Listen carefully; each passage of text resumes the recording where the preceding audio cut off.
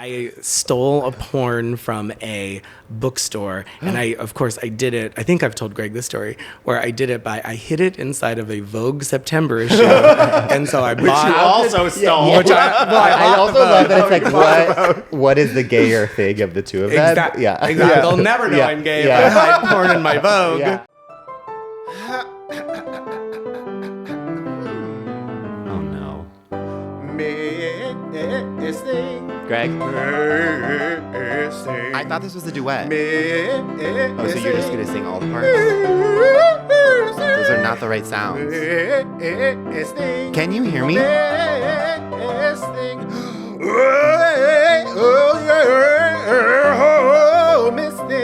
Bonk. Welcome to Miss Thing. I'm Greg. And I'm Tim, and this is a podcast that celebrates and appreciates the Miss Things of the past, present, and future. Yeah, in every episode, we take a key moment from our Miss Thing's storied career and do what we do best, which is make it all about us. Mm-hmm. And we have a very, very special guest on the podcast. We have family on the pod. Literally family. You know, not everyone is family. Yeah. You're literally family. Comedian, TV writer, you journalist that I just found out about. Yeah, which we're going to talk about it in a second. You know him from the Charmed reboot. You know him from Love, Victor. You know him from Life in Pieces. And we know each other from when we wrote together on Lopez versus Lopez.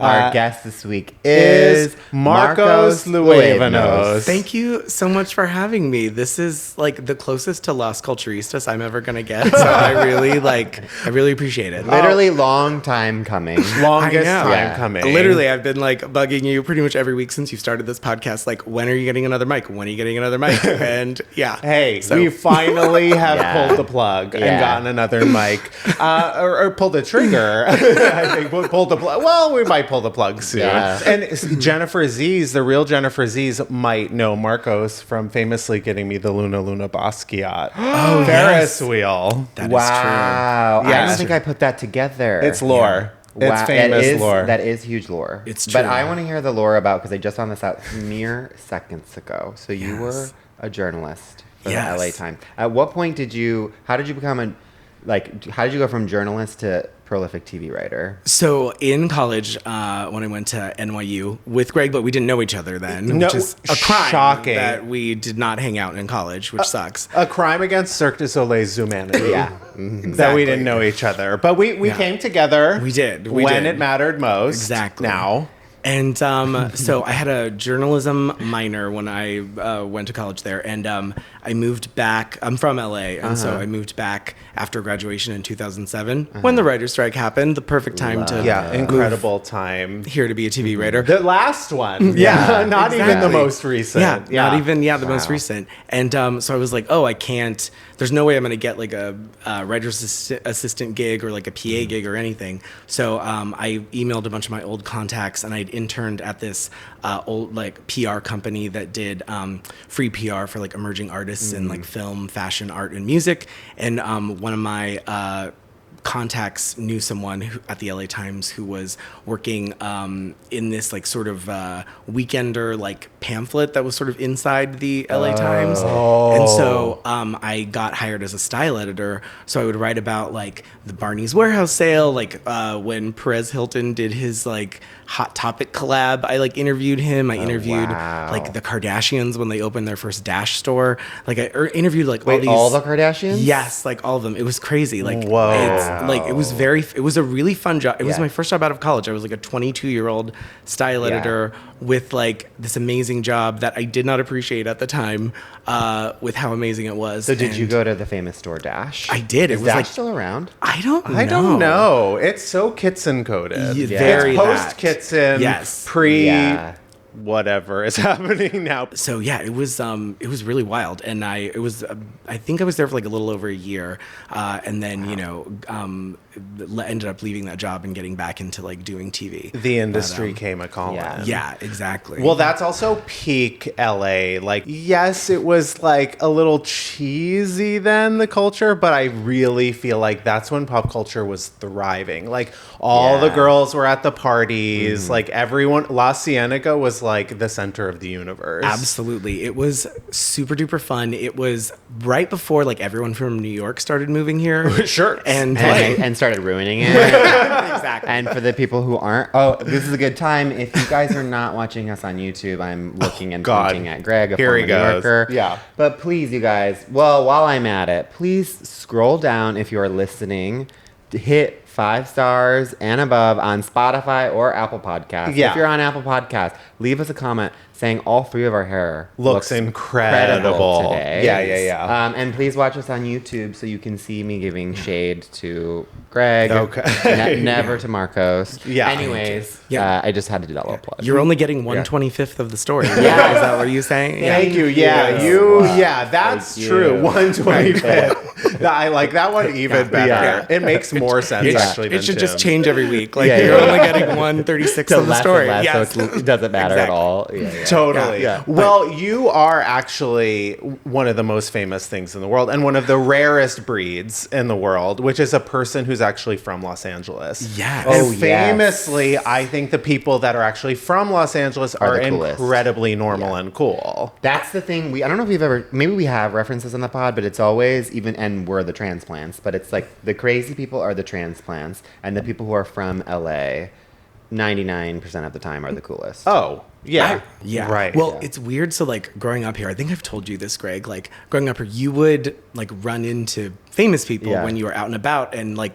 when I was a kid, like, I would, sometimes, like, notice those people and, like, kind of, like, get excited or whatever. And my parents would always be like, this is a person who's living their life. Like, you can't talk to, you can't, like, go up and talk to them and bother them. So I learned from, like, a pretty young age, like, oh, like, don't bother this person. Like, kind of leave them alone. It was just been ingrained in me, like, don't do that. Is there a celebrity as a child that you lost it or had to be held back? So as a child, I did actually. So my mom used to work at Cedars-Sinai. She's a nurse. Okay. And so she worked with a lot of famous people, and they would do charity events at the hospital. And one charity event was being Rosie O'Donnell was being honored. Right. And so I was like such a huge fan of her show at the time, and still a huge fan, obviously. And like would rush home. I was so pissed because I would get out of school at 3:00 every day, and it would come on in LA at 3:00 on NBC4. So I would always miss the first 10-15 minutes. I would try to record it on my VCR and then watch it after. Wasn't really the same. Never. No, you needed to be live in person in the room because of course it was live to tape for sure. Exactly. Yeah. I would always miss her throwing it to John McD in the McDLTs, and it was like I missed that every day. I don't feel comfortable that I'm sitting on a podcast where I'm the only one who's not met Rosie O'Donnell in real life. Oh my God. But this is a natural segue into our first segment because we've talked and Rosie might be coming up literally directly after this introduction. Very soon. Which is our very first segment and most famous is Dot Mom Sauce, a.k.a. Doll of the Day, Mother of the Moment, Sister of the Second. Our first and most famous segment where we take a person, place, or thing that we are currently super obsessed with. Yes. And we were just saying this and we were talking off pod, so I'm like, let's just dive right into it, which is Rosie O'Donnell. I mean,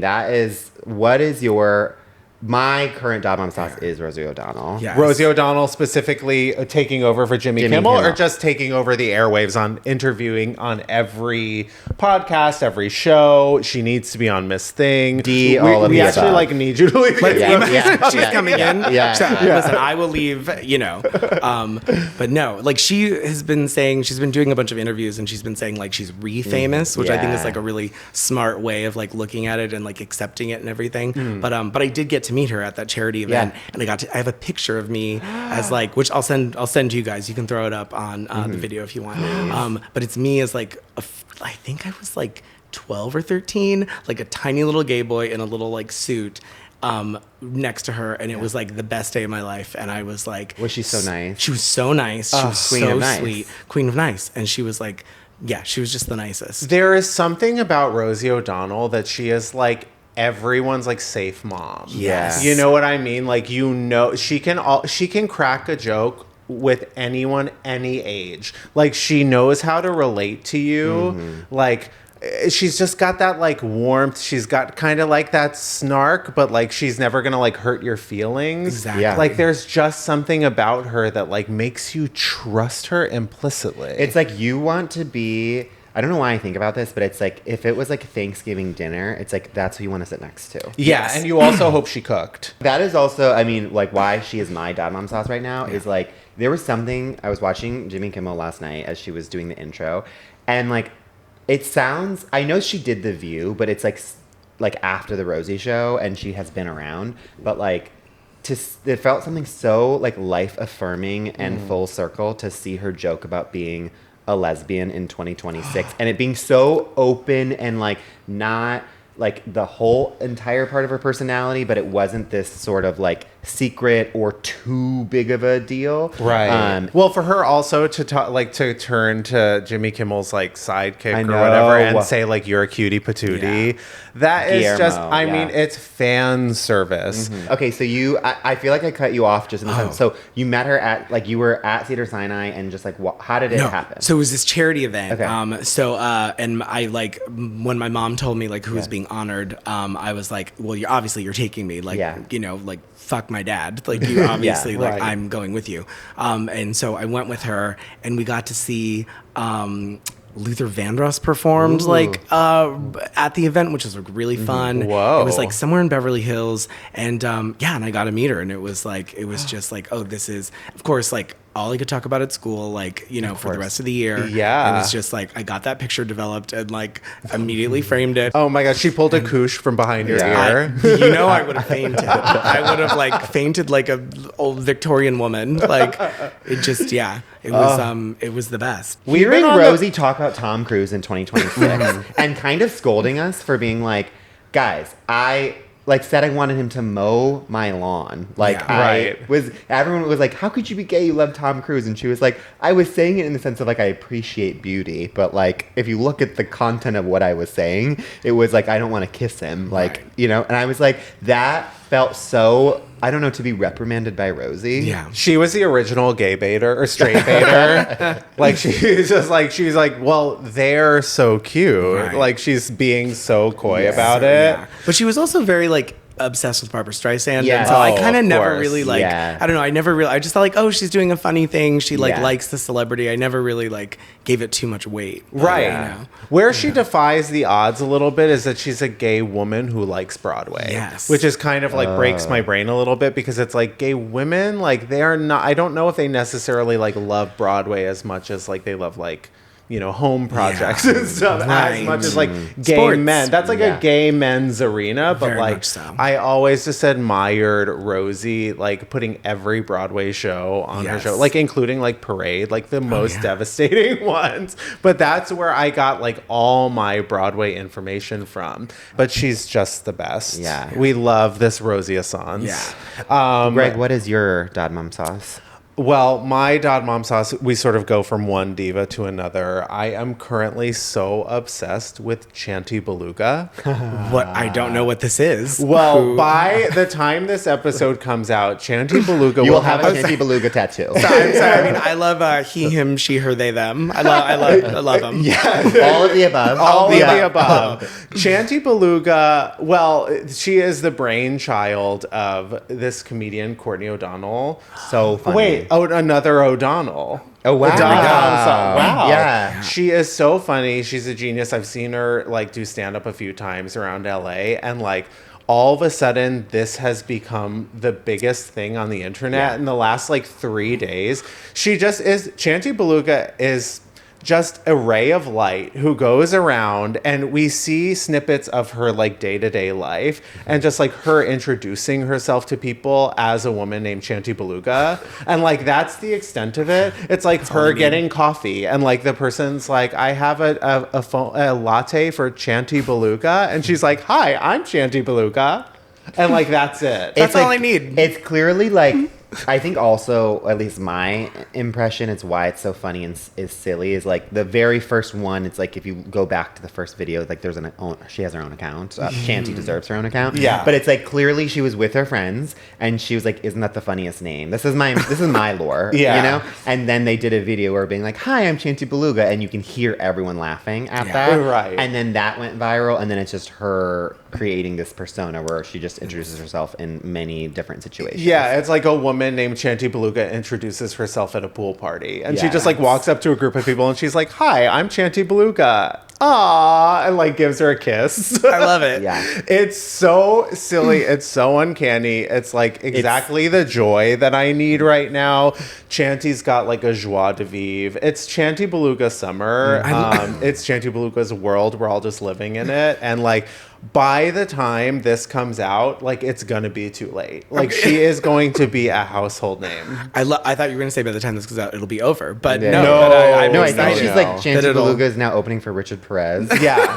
Oh, I love that. Yes, Yeah. she's here to that's stay. fast. Yeah. Okay, all right. Yeah. Okay. No, All right. But Marcos, it's time for your Dod Mom sauce. My Dod Mom sauce was gonna be Yeah, was it gonna is. be Yeah, it was Rosie. Rosie, right? I know. Yeah. Okay, so we Yeah. did a joint. I just wanted to make Well, sure. Yeah, I had a backup, which Okay. is that I was supposed to be on this podcast like 2 weeks ago, Right. Yes. And Right. I had the summer cold that's going around, and I had it for 2 weeks, and so my Dod Mom sauce was going to be Mucinex D because this has really saved me. It healed me. It brought me back to life, What so does that's the D stand for? that I don't know, Well- but apparently it makes all the difference in terms of like regular Mucinex versus Mucinex D. You want the D because it's gonna, I How? guess, make a huge difference in making you better. well, isn't that the famously, truth? if you're not watching, you're only eating 1/25 of the story. But I'm sort of like, how did you sneak that into my couch? Where was I? you Wait, were. no, did you sign it out from behind the Yeah. counter? When did you get here this morning? You don't want to know what else I've snuck into Yeah. while you were in the other room. Yeah.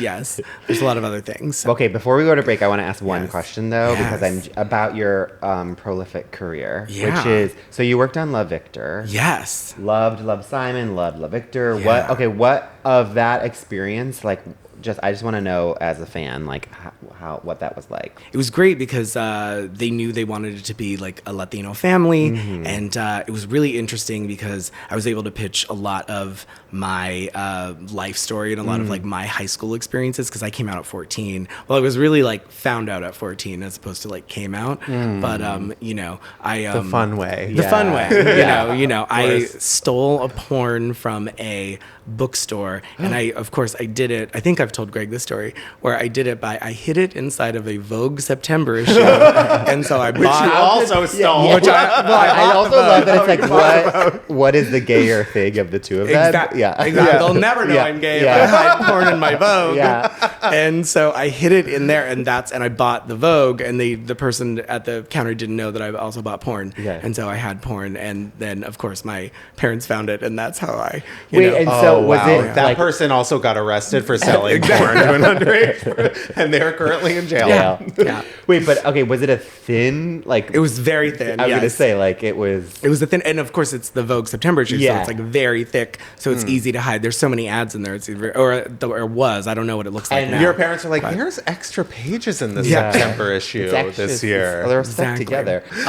But That's so nice that you could also then take that into the show. yeah, And, it was really nice, like being able to, and it was a little weird at times because it was a lot of stuff like from my personal life, and so it was kind of weird, like watching it with, a much more attractive version of myself, Michael Cimino, playing yeah. playing a version of me, and it's surreal, but it's really fun. So- Yeah. That you used your parents' first and last name. Exactly. Like Yeah. full, Yeah. Social Yeah. security Social- numbers. exactly. We put those in there. Their made sure. actual bank account on the screen. Very much so. Very much so. And coincidentally, that was the last gay show The Yeah. last Yeah. gay show ever made. Yeah, I killed the genre. Yeah. It's done. It's over. So. You killed that shit. Yeah. Wow. Yes, literally. Thank you. And yeah. You're welcome. Okay, well, we're I going to think take a it's time. break. Yeah.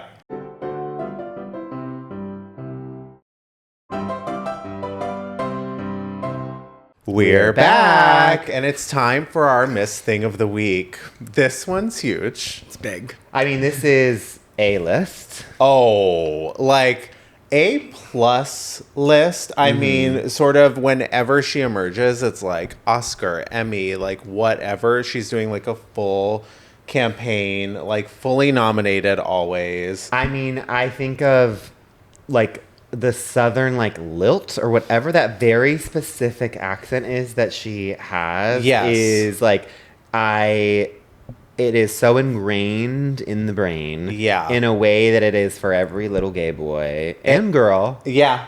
It is time. Our Miss Thing of the week is Renée Zellweger. Yeah. Marcos and I were Velma and Roxy. Yes. Yes. Back in the Lopez versus Lopez headquarters. Absolutely. Much to everyone's chagrin. Right. I feel like we spent most of our working hours being like, should we learn the dance?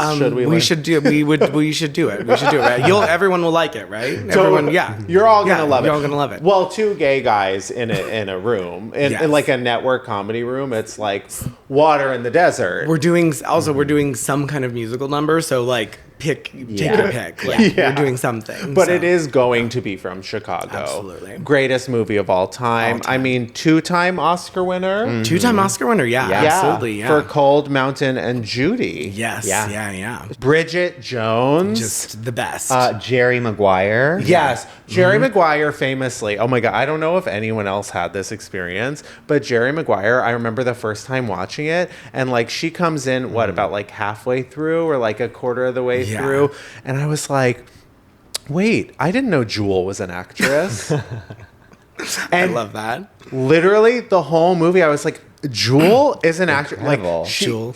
Yeah. She got out of that car. Yeah. She got Came off down the from stage Alaska. and got on the screen and is absolutely slaying. Like, you could not convince me that was not Jewel in Jerry Maguire. I mean, Renée disappears into her roles. She really does. Yeah. And she's like, she was Jewel as, what is the character's name in Jerry Maguire? She is so incredible in that movie. What is it? Really, you complete me? Yeah, you complete me. She's the one who says the line. Like, everyone, I think, misremembers and thinks it's Tom Cruise, but it's her. Yeah. Of she's the one who said, and she's the one who says, "You had me at hello." Yeah, like, you had me at hello. What is your favorite Renée Zellweger performance? My favorite is definitely Bridget Jones's Diary. Like, that's definitely like the one that, and I obviously loved her in like Empire Records because she's like the wild, like kind of like slutty, like loud girl, and like I always was attracted to that as like a young gay boy. But like, there were a few things that she did that I was really into, but Bridget Jones's Diary was definitely like the first movie that I was like, oh my god. The fourth one, that was her. The fourth, exactly. The fourth one's actually not bad. Really? Is that Baby? The fourth one is Mad About the Boy. Which has there been 5? There's been 4. Okay. So the fourth one is the most recent one that came out that was on Peacock. Yeah. And that one's actually pretty good. The hot guy from White Lotus, yes. right? Yeah. So the first one and the fourth one are good. The middle two are like, whatever. But yeah, that was the first one where I was like, oh my God, like this is so funny. She's so good. She's like gained weight for this role. She's doing a British accent. Like she's great like, British accent. Like that's the thing about Renée. She is the only American-born actress I think that can successfully pull off a British accent. I agree. Like British Brits talk about it too. They say that Renée has the best British accent. She's completely lost in it. Like it makes total sense, and like I feel like maybe I don't have the ear to be able to like find why it's wrong or like where she goes off, but like she nails British. Like I feel like she is so like countryside. I also will never forget the day I was. The day I was.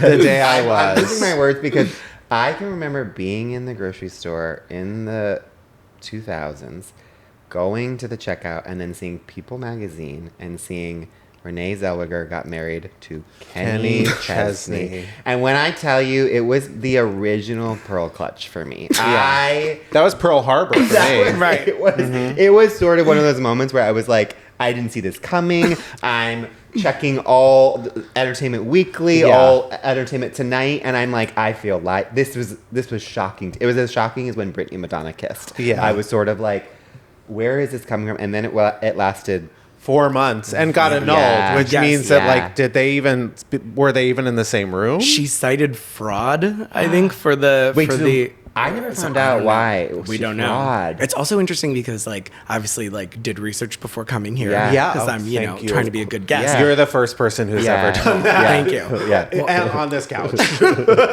The only person, he's the only person who he's the only love interest of hers that was not a co-star. So like every other love interest she's had has been someone, Really? including her current love interest. Whoa. Wait, who is her current? Her current love interest, I can't remember the guy's name, but he's someone who is like, he's British and he does some reality show about like fixing cars. Okay. And so she went on his show and that's how they met. And this was like 4 or 5 years ago. Yeah. And they're like still, I guess, like still together, but they're not like flashy or showy about their relationship. Well, I But- think she said that she's incredibly shy, and you can see it in interviews. Yeah. And so I feel like she doesn't, I mean, we don't know her, but I feel like she doesn't put herself out there that much because she's also mega famous. Yes. So I would imagine that like that's where you meet people is like Yeah. you go and then people can't help but fall in love with her. Right. And that's so that you are going to meet them at work. But wait, I'm shamefully not in the know of her exes other than Kenny Chesney. she dated Jim Carrey when they did a movie Weren't together. they engaged? I think so. I can't remember. I don't know. Yes, that was like But, one like, of her first things. Like in the 90s? Yes, Yeah.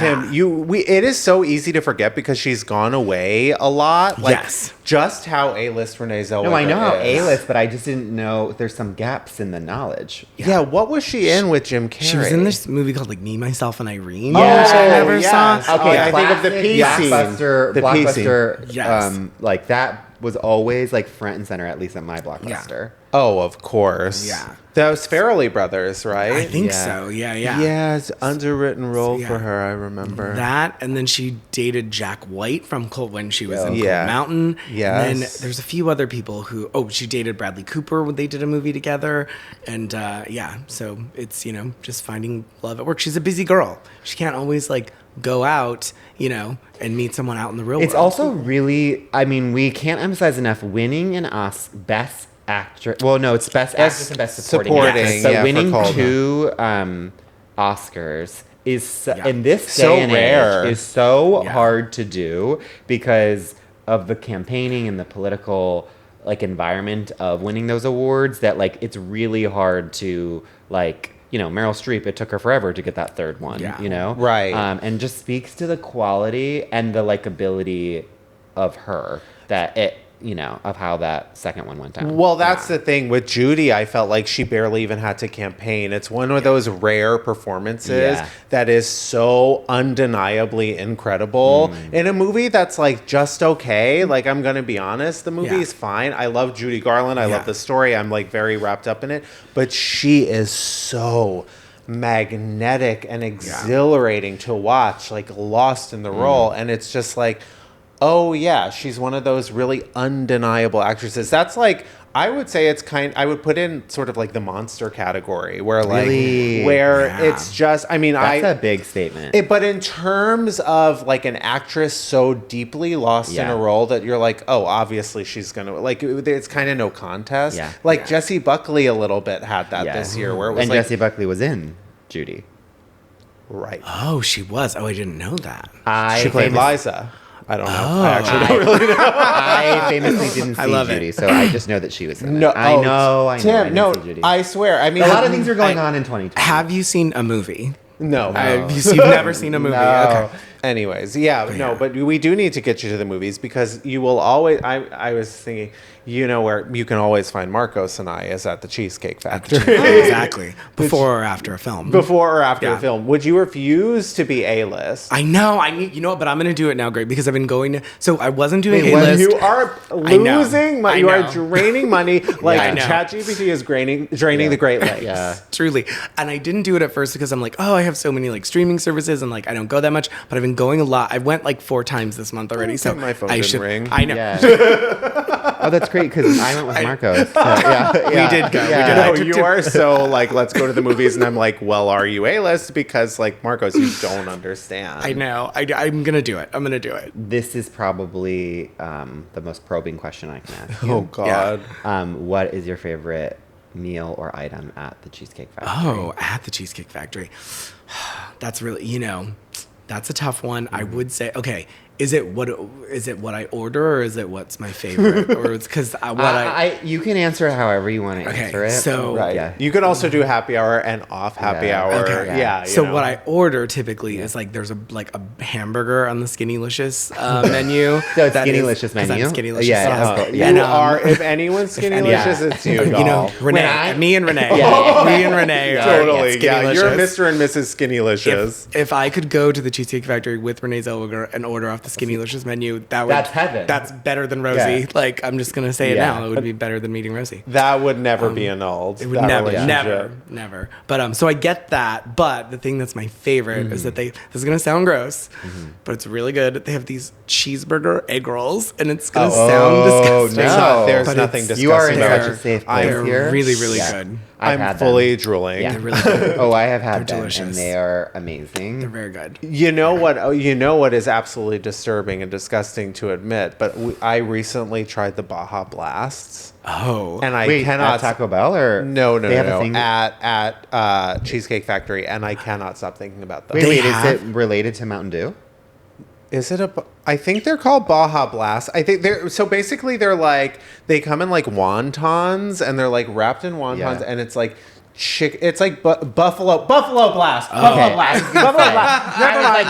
Do not get that name wrong. Yeah, it's the Baja Blast. It's just a blue plate. It's just blue goo on a plate. When you love it. You would. I would fucking love that. I love the color blue. What can I say? I'm basic. Yeah, wow. Yeah, brings out my eyes. What is your order? My order? Yeah. I'm also Skinnylicious. Yeah. Oh, Jesus Christ. It's a little too expensive for me, and I really want to go for it. Well, this is the thing. I go there like 10 times a week. The other part about the Cheesecake Factory, as someone who loves it, I feel like it's always followed by, like, the calories. Yes. Have you heard? Like, it's like they really need to take those calories like, there's off. somehow like the PR, the bad PR that Cheesecake Factory has gotten. That like I get nervous when I'm eating there. That I'm like, this one crumb has 4,000 calories. Yeah, right. Like I don't. Right. So like I think I deferred where I'm always like, I got to do Skinnylicious because a normal salad there is like 6,000 calories. I don't know. I'm not looking, but it just freaks me out. Like the size of a table. Yeah. And also the Skinnylicious stuff is still like a normal size. Right. So I also just like to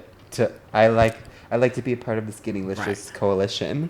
But I think it's time. I definitely think it's time for us to get into how we make Renee all about us. Yes. And I guess I'll go first. Please. Yeah. So Renee is obviously, the centerpiece of one of my all-time favorite movies. The center of your universe. The center of my universe. Stuart Saves the Universe, if you could even imagine, now on HBO Max. Plug. They are not paying us, but please.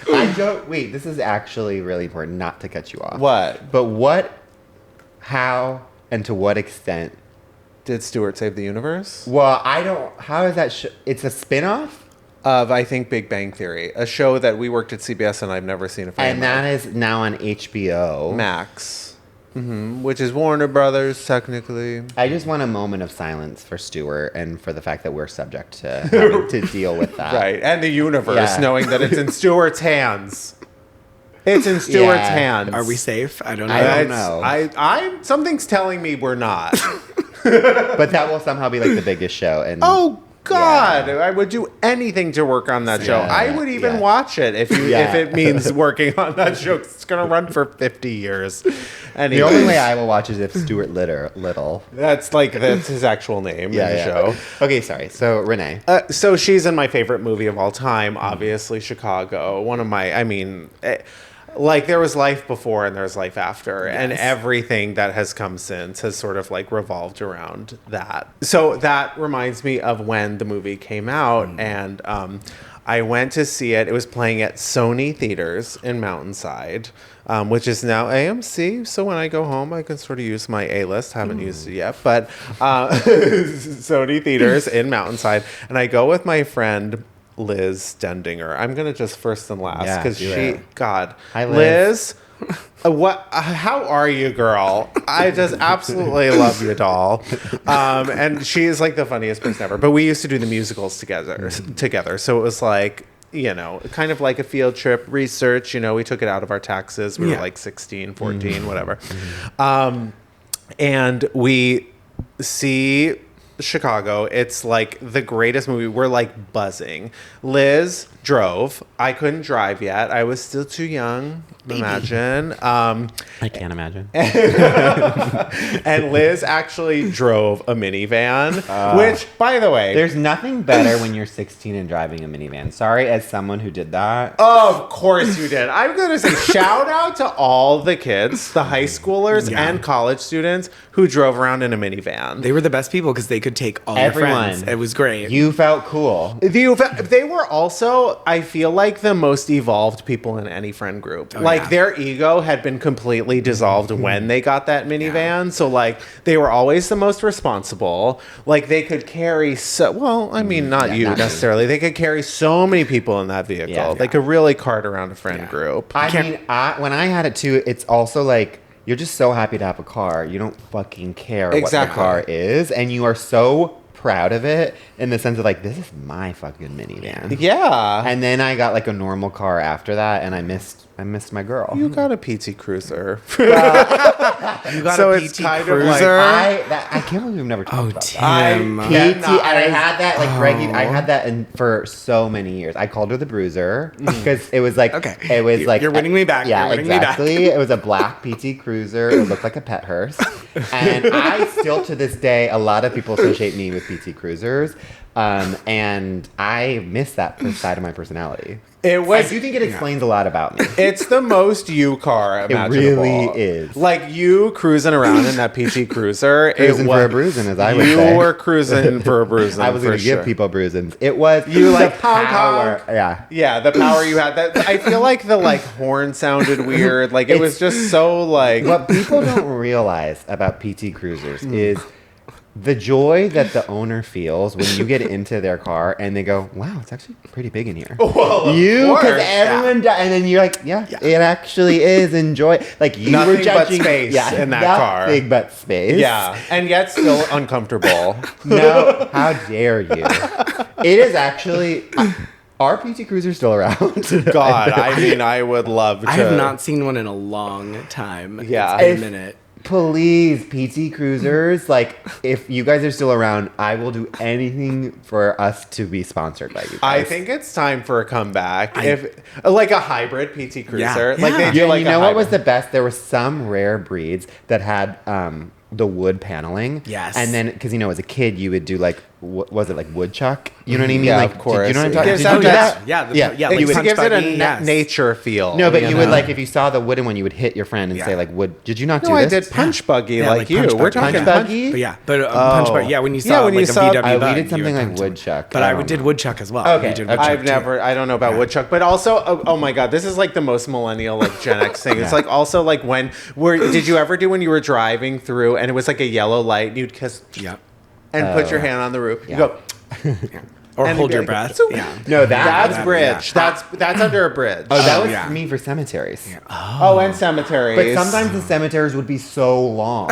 Oh my God. I would be like, I'm going to die. The superstitions we had when we were in cars. I feel like the Gen Zs don't have the same superstition in cars, but maybe that's because they're not driving. Yeah. Yeah. And, they're on more medication than we were back then. So, That's true. Yeah. Yeah. Oh Wow. my God! If Okay. it was ever yellow and I didn't kiss the sky, kiss the roof, I was like, well, I'm gonna die. But anyways, So Vans. Liz, my friend Liz, What an icon.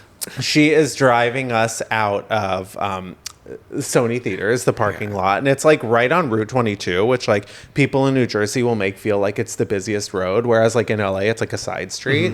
But like at that time, I think it came out around Christmas, so it was like Yeah, it did. there was like holiday traffic, and we were like waiting to get out, of course buzzing, like so excited like about what we had just witnessed. And we were kind of like chatting back and forth.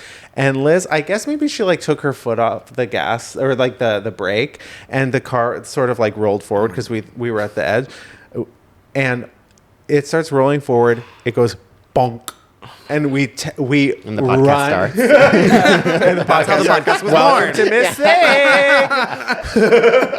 And and we slammed into the car in front of us. Oh, no. And I don't know what that car was doing though, because there was like a space in the Yeah, road. Like yeah. they should have fucking gone. Yeah. But it was like full bumper cars. So we like went we went back and they like kind of went forward into the road, and we were like, oh no, like this had been the most joyous night of our life. We're like, fuck, like we're kids, like we're gonna be in the cell block soon, like talking about he had it coming, because like we don't know how maybe that's what she was thinking. She was like, we don't know how to fucking deal with this, like we and like we're gonna get in so much trouble, we're gonna be put in jail, and we're just like, time stopped. Meanwhile, the car just goes, it starts driving right onto the freeway, and we were like, you know, just scream, laugh. You go from thinking like you are about to be like dead, like your life is over, you're gonna spend like $1 million getting that car fixed, into that was the funniest, like most relieving thing you've ever seen. We did like fully slam into that car and it just drove onto the road, and we didn't have to deal with it at all. And I just remember that bonk, the sound of that bonk. It has inspired my life. It inspired the podcast. It inspired the podcast to this day. You're also making me realize too that like, and Marcos, unfortunately, you don't know this experience because you're a local. But I do think that is also like, that is like a preview for LA driving. In the sense of like, my car is ravaged by people who like hit it when park, I'm not there. If you just like park for 15 minutes, you come out, both the front and back of your car is scratched, dented. And people sometimes keyed by the person who hit it. And sometimes people, the other day I parked, like parallel parked perfectly, then a woman who had a U-Haul we were making eye contact as she bumped my car and then looked at me like, what? I went slow enough. And I was just like, this is LA. But like that distinct feeling of when you first come to LA and start driving and you realize like whatever out of state city that you were living in before, that was not real driving. No. You were at level 2 or 3. Like I can vividly remember the first summer I moved to LA and I was like, why is everyone driving 30 miles an hour faster than any other place? And just like going from the farthest left lane through your like no turns, furthest right. Terrifying. But then you raise your game, and then if you drive in any other city, you're like, why is everyone obeying the rules of the road all of a sudden? I will say it's easier to drive in New York than in LA. Absolutely. It definitely is. Anyways, Tim, how do you make Renee all about you? Well, I famously think of something that we haven't talked about Renee. I think that she has the world's most famous squint. She does. Well, it's the pout. It's the pout. It's the squint. She looks like she just ate a Warhead all the time. Which I love. Always. What would happen if Renee ate a Warhead? I think her whole face would just like cave into her mouth. No, a sinkhole would open it would just exactly. That's what it would be. There would be no reaction. You think? I think he would just be like, you know what I mean? Like, it's sort of like it levels out. Or is it reverse reaction where it unsquints and she looks completely different, and it's like, oh God, I've been full pufferfish. Exactly. Do you remember the uproar of when supposedly she got the like upper bluff? A thing that I would love to get one day. Of course, and anyone can feel free to sponsor that for us. Well, but so she completely changed her face with that, but still beautiful, stunning. Of course. And that makes me think of literally this past weekend. Greg and I, guys, this is a tease, so I won't go into it, but Greg and I were doing a photo shoot this past weekend for something that will be coming out soon. That's all I will say. It's the September issue right around the corner. September issue. We're definitely not in that. So go buy the September issue. Exactly. Look in the inside for something fun. And so we were doing this photo shoot, and I famously, for whatever reason, Greg and I love to do photo shoots outside in the blaring sun. Oh, it's because we don't like to pay for lighting and things like that. And so we have referenced this before, which is the cover that you guys now see on Miss Thing was shot outside, and I famously cannot exist without sunglasses outside. People think it's a joke. I take them off. I immediately start crying. So much so that Greg's, I think, photo of me in his phone for my contact is me trying to open my eyes. It's full like Sinead O'Connor, like nothing compares, like just glassy eyes. It's like, it's quite so beautiful. I'm in so much pain trying to like force my eyes open and stare at the sun. And It got to the point where at first for that photo shoot, like it was funny, and then it wasn't funny because we couldn't get any shots. Not a single shot. It was like hours and hours were going by, and I couldn't open my eyes. I was like, are you a vampire? I think so. You might part. I have been told that blue-eyed people, even though you have blue eyes, Well, mine do change color depending on what I wear, but I just want to clear that well, up. I guess I'm very special in that I have light-sensitive eyes. I've been told this. My thing's a little bit more special. And so I just can't. I don't understand. I think about this all the time with people celebrities on red carpets during the day. Yeah. I'm like, I would have to wear sunglasses, or my eyes would be closed. You'd have to Anna Wintour it all the time. That would be my signature. That's, guys, just letting you guys know I'm wearing sunglasses not to be cool, but to literally see. And so we were doing this photo shoot. It's outside. It was also sundown. So it was like 6 o'clock, 7 o'clock. And so you would think it's not that bright. Again, my eyes couldn't stop watering. I'm ruining the day, ruining the shots. We finally get, and also this famous thing, which I've talked to you about, I have a knack for, like, anytime I've ever tried to get someone, like, I think for my college yearbook, someone had to, like, I asked a friend to take a photo, like, to send, and we did it outside. And it's a really tragic thing that happens to me. I have this condition, not a lot of people talk about it. It's called dead eye syndrome, which is when I take both, because I think you might have it. It actually is both. Yeah, it's like when I take a photo, there's this one thing that happens, which is my eyes look dead. Like there's no life behind them. I don't know what happens for you guys for photo shoots, but like, you're serving, so you think you're serving, I'm giving it. Yeah. And then I look at the photos, and it's like truly couldn't be more dead. There's no life behind there. Right. I've just been told something terrible, and that's what it looks like. Well, you do know it is a myth in some cultures that if you get your photo taken, the camera's taking your soul. So it might, be chipping away at your soul. Weirdly, I think it's opposite for him. I think he's pulling the camera's soul. I don't actually. have a soul. And the camera actually becomes like it takes less soul. I'm reflecting the people around me in that moment. Of course. But so I'm remembering, I'm like, okay, don't have dead eyes, like give. But then sometimes you overreact and you're giving too much eye. It's a lot of eye work for me. I get really stressed about what's happening with my eyes. You're kind of, you're giving big eye, but also you're giving Amy big Adams. eyes, and you're giving Amy Adams big eyes, and also dead eyes. That's big dead eyes. Yeah. She dies at the end of that, right? I didn't see it. I didn't see it either. Yeah. So love her though, of course. I hope she needs to win. I mean, she does need to win an Oscar. So we're getting towards the end of the day. I'm worried that we don't have at least one single shot of me that doesn't have big dead eyes. Yeah. And then famously, our director, our photographer, Claude, gives me a note that changes my life. And just to set the picture here, at one point, we're following the sun. We're trying to get the sun. And so I'm standing. There's not enough room for me to put both of my legs on this light post in like a parking lot. And so I'm balancing on one. Greg is putting behind the light post a big backdrop. Yeah, you couldn't imagine the way my body was contorted to get his shot. His body is contorted.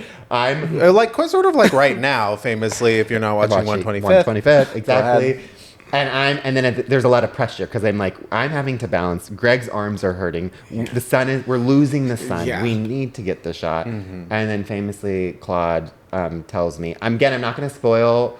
I don't want to give away too many details of what this photo shoot was, but he gives me a direction that changed my life, which he's basically just like, I want you to look like all of your children have just died and they're running from a natural disaster. A little teasy tease. Yeah. And when I tell you, the Renée Zellweger came out of me in that moment. Astonishing. I could feel it behind It literally, all of a sudden, I became a 2-time Academy Award-winning actress. Yeah. This shot, I don't think we're even going to use the shot because it will devastate you. It's it will unusable. devastate you, this image. Yeah. But at least for me, I got one shining moment this past weekend of knowing what it feels like to be Renée Zellweger in a shot that won't be released. Unusable. It's Again, actually because it's too sad. It's too sad. What it evokes out of the viewer. But those children around us all dropped dead at that moment. It actually did kill them. Greg actually fell over with that backdrop. I collapsed. Yeah. It could be the first picture to win an Oscar, It though. really, it could be the I first just want you guys, photograph. you know that image, the National Geographic image of the woman with the striped blue eyes?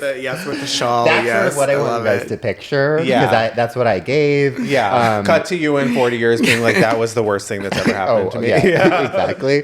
But Marcos. Yeah. How do you make Renée Zellweger all about you? So the way I make Renée Zellweger all about me is, so like I was saying, one of my favorite movies, not just of her in it, but of all time, is Bridget Jones's Diary.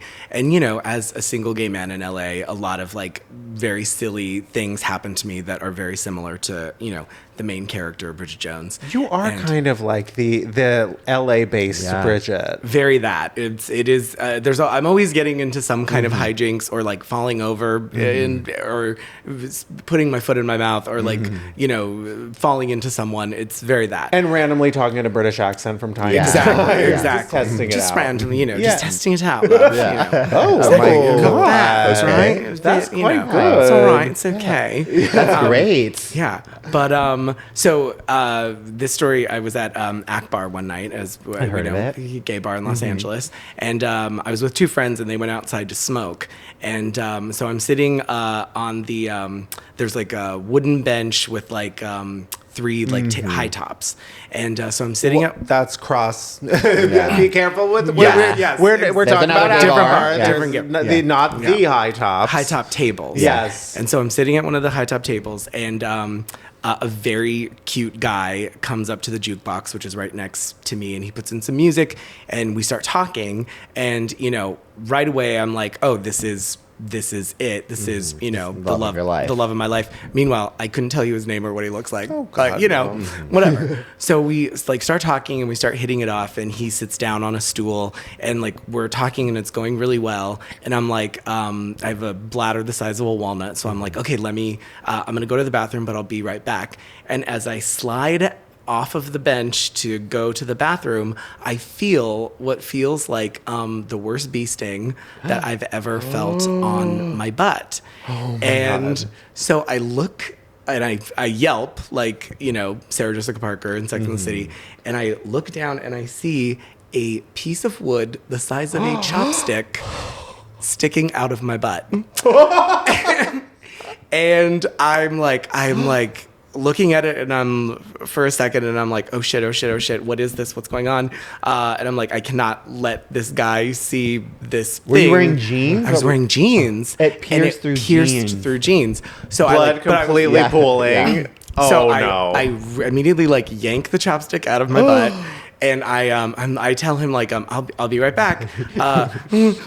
So I go to wait. He didn't see that? He did not see it. He didn't see it. He was like, "Are you okay?" Well, like what happened? I'm like, "Oh yeah, I just tears streaming down. I like just hit my foot. Yeah, and I'm like clearly in pain. Oh my God! So I wait in line for the bathroom that has a door, which like takes forever because it just takes a long time. And I finally get into the bathroom and I like pull my pants down and it's just, there's just blood like all over my leg. And I'm like, oh, this is not good. So I try to clean it up, as... And there is nothing in that bathroom. No. Like, you're lucky if there's toilet paper. Yes, you are lucky. Like, there's usually never... It's basically just a urinal. Yeah. So and like a half-drunk vodka soda. Yeah. Exactly. Yeah. There's empty glasses and like paper towels on the floor used. And someone will immediately bang. Exactly. like, you close that door and someone is immediately like, hello! Yeah, and you're like, I just closed the door. I literally just closed the door, So I luckily there were paper towels in there, so I clean it off and I like stuff these paper towels in my jeans because I'm like, it's not, the bleeding's not stopping. So it looks like I've had like a BBL on one side of my butt and not on the other. And I'm like, if I go back to where I'm sitting real fast and sit down, like, he's not going to notice.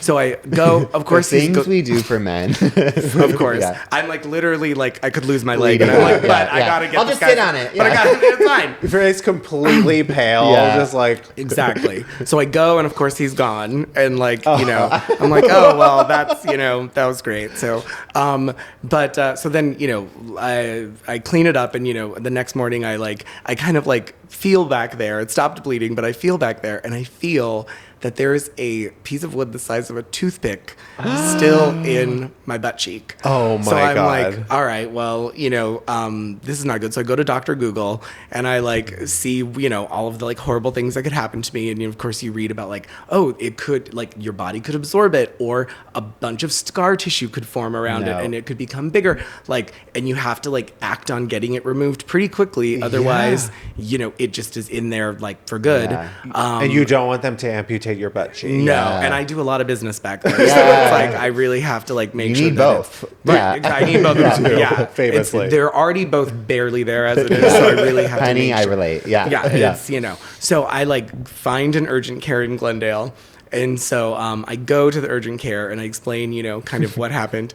And this older Armenian man is the doctor, and he's like, okay, let's see, let us see what we have here.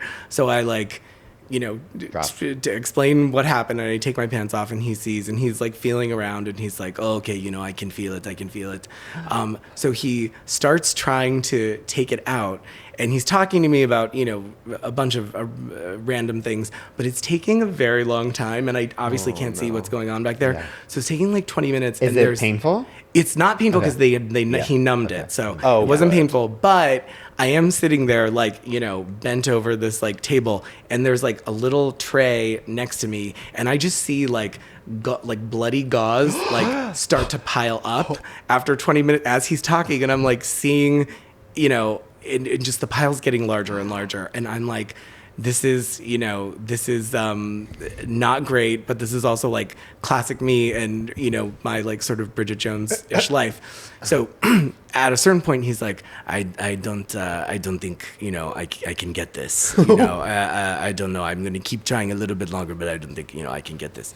And so I'm like, okay, and at a certain point, like he gets really quiet. And then all of a sudden I hear, come to Papa. And he pulls it out and he shows it to me, and he pulls the splinter out of my ass, and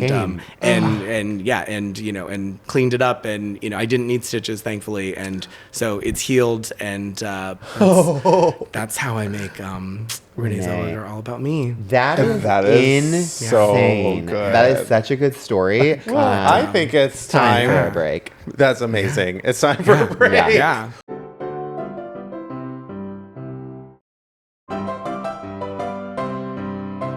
Welcome back. So typically we would be doing Diva Down, where we give unsolicited advice to a person, place, or thing that really needs it. But, we just received the devastating news of Hayden Panettiere's passing at such a young age. So we wanted to do a Diva Forever, where we honor her and her career by sort of like talking about something that, we remember, like we really enjoyed about her. I mean, such like really impactful career. I mean, like what a legacy to leave at such a young age. Yeah. And it's just like a tragedy in the sense of like she just released that memoir where she was talking about turning a corner. And then we still like don't know tons of the details of what happened, but regardless, it doesn't matter. It's still like such a devastating loss. I can go first, which is I remember seeing her in Remember the Titans. And like I think that was like her first big like screen role, I want to say. And just like punching through the screen at like such a young age. Yeah. And she was so just like spunky and great and an incredible person. Yes. Yeah. Oh, completely. Well, I always remember, and this is not my main one, but I always remember her at 11 when she was singing Britney Spears on the Rosie O'Donnell show. I also remember that. Yeah, she's been around forever. Rosie O'Donnell really is monoculture again all of a sudden. But yeah, when she was singing Britney Spears, but of course I have to like honor the famous scene of her in Scream. No, not Scream. Well, I love her in Scream. Scream 4 and Scream 7 or Scream 6. I mean, sorry. I love her in Scream 4 and Scream 6. Hello. There's a lot of screams, but when she was in the Bring It On sequel, Bring It On All or Nothing, and she's learning to crump. Lovely. And they're like the things they made her do. As we all remember doing. Yeah, they're like, where's your anger? Show us your anger. And she's like, And some girl goes up and she goes, okay, white girl. I just love it so much. Yeah. But Marcos... Similar, I mean, just remember, the iconic cheerleader, her in the iconic cheerleader outfit in Heroes, and reading her memoir earlier this year, she just talks about so many things, having a difficult relationship with her mother, and she had a brother who passed away who was younger than her, and just all of the difficulty she had with postpartum depression and all of these things, which is already hard enough to deal with and talk about when you're not famous, but then to do it when you're so well known and you're in the public eye, I just think is really admirable and very brave and a really astonishing thing. I mean, it's definitely not easy being a child star. Ask us. I mean, we're you know, it's just so devastating to think about just the fact that it felt like she was turning a corner, and we were about to get so many good things from her. So this episode goes out to you, Hayden. Diva forever. Diva forever. That's sort of the end of our episode. But Marcos, where can everyone find you? Hard pivot. Where can everyone find you? I'm hiding. No. I'm on Instagram. Really, that's the only thing I'm on. And I'm at Beyonce's best friend, which has yet to be disproven. So until that is disproven, well, it is a fact because it's your handle. So exactly. There's no denying that. So everyone follow Beyonce's best friend. Yes. And Cynthia, we just saw you at Ariana Grande's concert at the O2. Singing. Fabulous. Every single time I see you guys do that duet of Happy Days. Happy Days, it adds years onto my life. Also, you guys singing For Good. Was that the first time they sang it live together? Did they do that during the press tour? Well, they did Wicked One Wonderful Night. Yeah. And they sang For Good there? Yes. Okay. I think so. Well, it was great seeing it again. Yeah, it was great. Fabulous seeing it again. It's always wonderful seeing you, Cynthia. Follow on Instagram and TikTok if you don't at Missing the Pod. 5 stars and above on Apple Podcasts or Spotify. Please comment. Dominic Sessa is Tony. Tony. Yeah, before he was Anthony Bourdain. Yes. He was Tony, of course. We're saying that constantly. But and thank you so much, Marcos, for coming. Thank you for finally having me. I really appreciate it. I've been really, finally. I've been we don't have a mic, and yet there's guest star after guest star after guest star, and it's we were just able to bring their own. For a special moment. Yes. But okay, on that note, we'll see you next week. Bye. Miss Thing Podcast is created, executive produced, and hosted by Greg Trimmer and Tim Zintek. It's produced and edited by Benji Simons, with cover art and additional creative support by Claude Zines. Follow us on TikTok and Instagram at Miss Thing the Pod. New episodes drop every Tuesday. Watch on YouTube or listen on Spotify, Apple Podcasts, or wherever you get your podcasts. Please subscribe, rate, and review, but only raves. Strictly 5 stars and above. Follow Greg at Greg Trimmer and Tim at Tim_Zintek on all social media. BONK.